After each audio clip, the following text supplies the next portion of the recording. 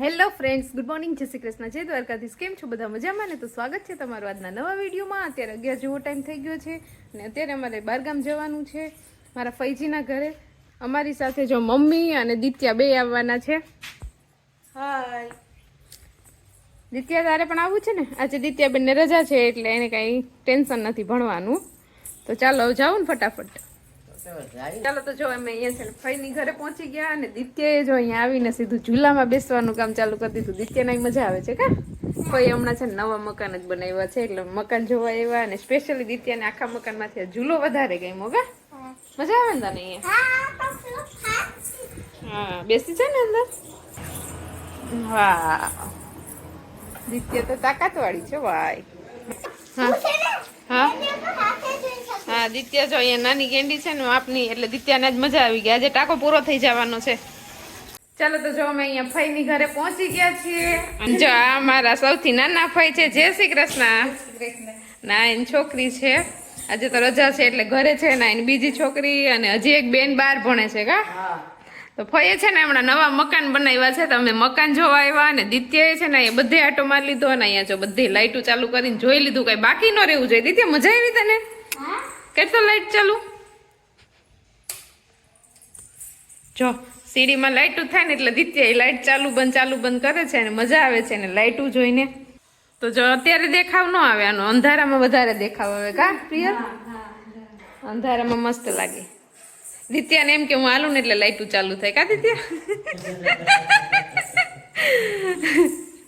તો જો અહીંયા બધા બેસી ગયા છે, ચા પાણી પી લીધા છે અને મસ્ત મકાન બનાવી લીધા. ફાઈ તમે મકાન મસ્ત બનાવી લીધા એમ? હે પૈસા મબલક જોયા હશે, કેમ કે કેવડું મોટું મકાન બનાવ્યું એટલે પૈસા તો જોઈએ જ ને. એ તો પાછા ફુવા ભરી દે હે ને હમણાં કા જાનવી? ચાલો તો દિત્યાબેનને છે ને ઘરેથી જમીન આવી હતી ને અહીંયા છે ને આવીને પાછી ભૂખ લાગી ગઈ એટલે જો અહીંયા છે ને દિત્યાબેનને શું બનાવડાવ્યું? ભૂંગળા. હા, અહીંયા કબાટમાં દિત્યા ભૂંગળા દેખી ગઈ ને એટલે જો અહીંયા જાનવી બેન ભૂંગળા તળે છે. દિત્યાને ભૂખ લાગી હતી કે જાનવીને? ભૂંગળા તળાઈ જાય પછી દિત્યાબેન પાછો નાસ્તો કરી લે કા? અને આ જો ફઈનું રસોડું છે કેવડું મોટું છે. ચાલો તો અત્યારે 2 જેવો ટાઈમ વાગી ગયો છે. ઘરેથી અમે જમીને આવ્યા તો જમવાની ના પાડી ને તો પ્રિયલે જો અમારા માટે અહીંયા સ્પેશિયલ મસ્ત મજાની ભેળ બનાવી છે. આ બેન બનાવવાની ક્યાં જરૂર હતી? કે ખાઈએ તો જ હાલે એવું થોડુંક હોય. એટલે જો અહીંયા અમે તપેલું ભરીને મમરા વગર નાખ્યા છે, ચટણી બનાવી લીધી છે ને બધા લોકોએ ડીશમાં લઈ લીધું છે. અડધા લોકો હજી આડાવડા છે તો બધાને બોલાવી લઈએ ને પછી ભેળનો નાસ્તો કરીએ અને પછી ભાગીએ આપણે ઘર તરફ.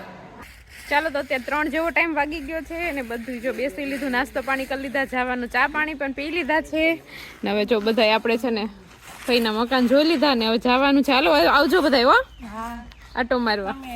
હા હવે અમારો વારો પૂરો, હવે તમારો વારો. મારે આવવું હમણાં 7 તારીખે આવી. હા તો આવજો. હાલો હાલો તમે બે બેનું આવજો. ચાલો તો ફઈની ઘરેથી અમે રસ્તામાં જો વાડીએ સ્ટોપ કરી લીધો છે સુપાસી, કેમ કે અમારા નણંદબા છે ને મળવા આવવાનું હતું. દિત્યાબેન ને એના ફઈને મળવા આવવાનું હતું. મજામાં ને માન્યાબેન? તો અમારા સૌથી નાના નણંદબા છે એટલે એને મળવા માટે દિત્યાબેન આવવાનું હતું કા દિત્યા? દિત્યાના ફઈ છે, મળી લીધું, રમી લીધું બે ફઈ દીકરીએ, નાસ્તા પાણી કરી લીધા. ચાલો તો અહીંયા બધે બેસી લીધું છે, બધાને મળી લીધું છે ને હવે જવાનું છે ઘરે. તો માન્યાબેન તમારે આવવું છે? આદરી તાર પપ્પા જો હમણાં રજા છે ને એટલે તને લઈને આવશે હો. માન્યાને આદરે આવવું હોય. ચાલો તો અત્યારે થઈ ગયો છે બીજો દિવસ. તો બધાને જય શ્રી કૃષ્ણ. કેમ કે કાલનો વિડીયો અધૂરો રહી ગયો તો પછી ઘરે આવીને બધું કામ હતું ને એટલે વિડીયો કંઈ સ્ટાર્ટ કરવાનો ટાઈમ જ નહોતો મળ્યો. તો અત્યારે સવારમાં જો 8:30 જેવો ટાઈમ થઈ ગયો છે. રસોઈ આપણી કમ્પ્લીટ થઈ ગઈ છે. અહીંયા જો રસોઈ બનાવીને આપણે ઢાંકી દીધી છે ને આપણે પ્લેટફોર્મ પર સરસ જે ધોઈ નાખ્યું છે સરસ. અને દિત્યાબેન પણ આજે વહેલા ઉઠી ગયા. હું રોટલી બનાવતી હતી ત્યાં જ ઉઠી ગયા એટલે દાદી દીકરી છે ને ત્યારે ચૂલા પાસે બેઠી તાપે છે. આ પડદાની પાછળ અવાજ આવે છે. કોણ બેઠું છે આ પડદાની પાછળ? પડદાની પાછળ કોણ છે?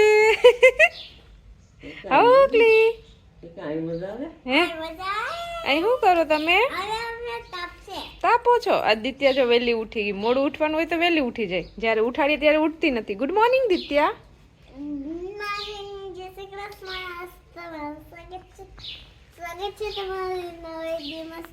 છે ને અહીંયા જો બધા ધૂળિયો ને ગૌરી ને મંગુ ને ઊભા થઈ ગયા છે, રોટલીની રાહ જોઈને ઊભા છે. આપણે રોટલી બની ગઈ છે તો ફટાફટ પહેલા આપણે રોટલી આપી દઈએ બધાને. ચાલો મંગુ બેન, તમારો વારો આવી ગયો, રોટલી ખાઈ લ્યો. ચાલો ગૌરી બેન, રોટલી લઈ લ્યો તમારી.